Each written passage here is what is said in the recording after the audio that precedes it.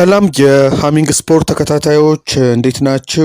ሃሚንግ ስፖርት በዛሬው ዕለት በዕለተ ሰንበት ነሐሴ 3 ቀን 2018 ዓ.ም ልዩ ልዩ ስፖርታዊ መረጃዎችን ይዞ ይቀርባል። የተጫዋቾች የዝውውር መስኮት በወንዶችም በሴቶችም ብዙ ዝውውሮች እየተከናወኑበት ይገኛል። አስቀድመን ግን የምንመለከተው የሊዮኔል ሜሲን አባት ህልፈተ ህይወት ይህም በማስቀደም ነው የሚሆነው። ቀደም ሲል በሃሚንግ ስፖርት ዝግጅታችን የሊዮኔል ሜሲን ያልተሰሙ የልጅነት ታሪኮች ስናቀርብ አባቱ በህይወት ውስጥ ምን አይነት ሚና እንደነበራቸው በሚገባ ያየን ይመስለኛልና አባቱ ለሜሲ እዚህ መድረስ ከፍተኛ አስተዋጽኦ ያደረጉና ሁለ ነገሩ ነበሩ ማለት ይቻላል። የዓለማችን ታላቁ የእግር ኳስ ተጫዋች ሊዮኔል ሜሲ አባትና ወኪል የሆኑት ሆርዜ ሜሲ በ68 ዓመታቸው ከዚህ ዓለም በሞት መለየታቸው ይፋ ሆኗል። የልጁን ስኬታማ የእግር ኳስ ህይወትና የንግድ እንቅስቃሴዎች በቅርበት ሲመሩ የቆዩት አባት ሆርጌ ሜሲ በትውልድ ከተማቸው ሮዛሪዮ በሚገኝ ሆስፒታል ውስጥ በሕክምና ሲረዱ ቆይተው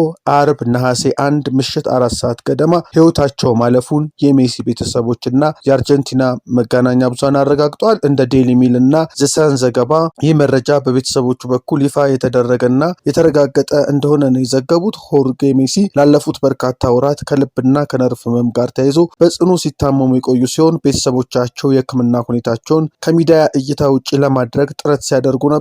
በዓለም ዋንጫ ወቅት ሜሲ በሜዳ ላይ ያሳየው የተለየ የሀዘን ስሜትና እንባ ከአባቱ የጤና ሁኔታ ጋር የተያያዘ እንደነበር ይታወቃል። ሆርጌ ሜሲ ለአልባሲሌቴው ኮከብ ሊዮኔል ሜሲ የአባትነት ሚናቸውን ከመወጣት ባለፈ ገና በወጣትነቱ ከሮዛሪዮ እስከ ባርሴሎና ላስመዘገባቸው ድንቅ ስኬቶችና ግዙፍ የቢዝነስ ግዛቶች ዋና መሐንዲስ በመሆን የማይተካ ሚና ተጫውተዋል። ይህ ወቅት ለሜሲ ቤተሰቦችና ለመላው የእግር ኳስ ቤተሰብ እጅግ ከባድ አጋጣሚ በመሆኑ ለሊዮኔል ሜሲ፣ ለእናቱ ሲሊያ ኩቺቲኒ እና ለወዳጅ ዘመዶቻቸው በሙሉ ፈጣሪ መጽናናቱን እንዲሰጣቸው እንመኛለን። አርሰናልን በይፋ በትናንትናው ዕለት የተቀላቀለው ብሩኖ ጉማሬሽ መድፈኞቹን በመቀላቀሌ በጣም ደስተኛ ነኝ ሲል ገልጿል። ቃል እገባለሁ፣ የኔን ምርጡን ነገር እሰጣችኋለሁ፣ የእናንተው ተፎካካሪ ነኝና መቼም እጅ አልሰጥም ሲል ከፊርማው በኋላ ተናግሯል። በርካታ የሚታወሱ ነገሮች አብረን እንደምንሰራ ተስፋ አደርጋለሁ ሲልም ብራዚላዊ ተጫዋች ተናግሯል። ለአርሰናል የልብ ምት ይሆናል ተብሎ የሚጠበቀው ብሩኖ ጉማሬሽ የተከላካይ አማካይ፣ የመሃል አማካይ እና የሳጥን ውስጥ ተጫዋች በመሆኑ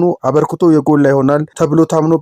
ተጫዋቹ የ39 ቁጥር ማሊያን በመልበስ በአዲሱ የውድድር ዓመት ይጫወታል። አርሰናል ብራዚሊያን አማካይ ብሩኖ ጉማሬሽን ከኒውካስል ዩናይትድ በ75 ሚሊዮን ፓውንድ ነው ያስፈረመው። የ28 ዓመቱ ተጫዋች በኤሚሬትስ ስታዲየም ለቀጣዮቹ 4 ዓመታት የሚቆይ ውል የፈረመ ሲሆን ለተጨማሪ 1 ዓመት የማራዘም አማራጭም ውሉ ላይ ተካቶበታል። ብሩኖ ጉማሬሽ ወደ አርሰናል ለመቀላቀል የወሰነው አዲስ ፈተናዎችን ለመጋፈጥና ዋንጫዎችን በማንሳት በክለቡ ታሪክ ለመስራት ካለው ከፍተኛ ፍላጎት የተነሳ እንደሆነ ገልጿል። ብሩኖ ጉማሬሽ በኒውካስል ቆይታው የክለቡ አምበል በመሆን ትልቅ ስኬቶችን አስመዝግቧል። በተለይም በ2025 ክለቡ ሊቨርፑልን አሸንፎ የካርሊን ካፕ ዋንጫን ሲያነሳ የበኩሉን አስተዋጽኦ አበርክቷል። በተጨማሪም ክለቡ በ2023 እና በ2025 ለቻምፒዮንስ ሊግ እንዲበቃ ትልቅ ሚና ተጫውቷል። ተጫዋቹ ኒውካስልን መልቀቅ በህይወቱ ካደረጋቸው ከባድ ውሳኔዎች አንዱ እንደሆነ ገልጾ አሁን ግን ትኩረቱን በአርሰናል ስኬት ላይ ለማድረግ መዘጋጀቱን ተናግሯል። ሌላው ሲነሳ የነበረው የቪኒሲየስ ጁኒየር እና የሪያል ማድሪድ ጉዳይ ነበረ።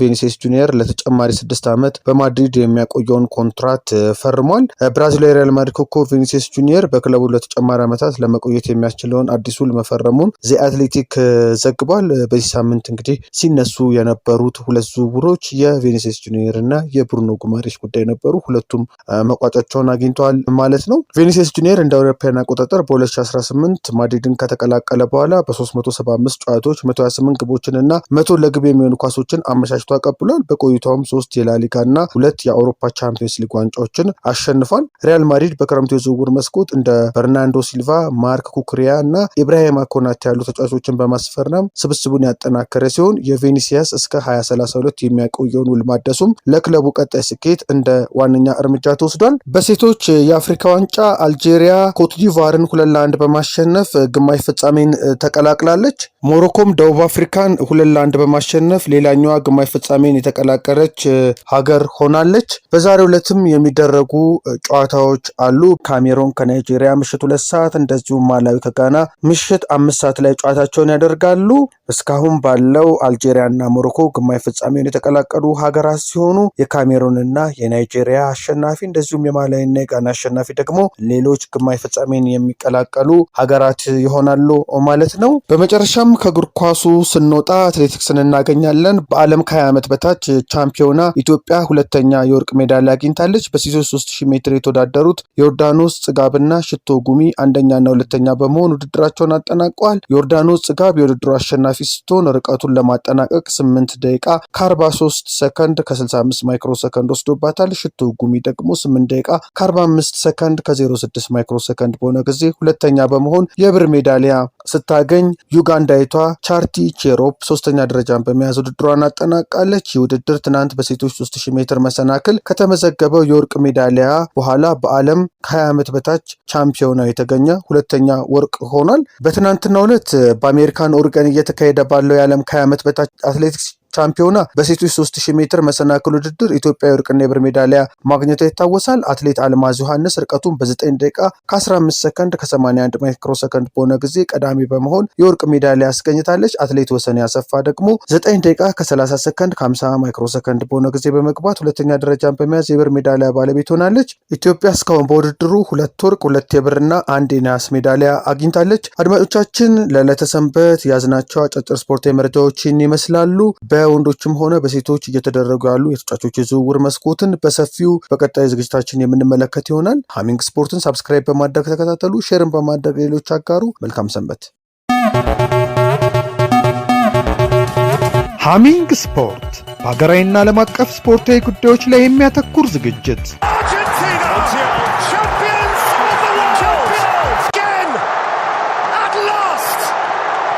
በሃሚንግ ስፖርት የስፖርት ዜናዎች፣ በተመረጡ ርዕሶች ላይ ውይይት፣ የእንግዳ ዝግጅት፣ የስፖርተኞች ግለ ታሪክና የሴቶችን እግር ኳስ በልዩ ሁኔታ ይዳስሳል።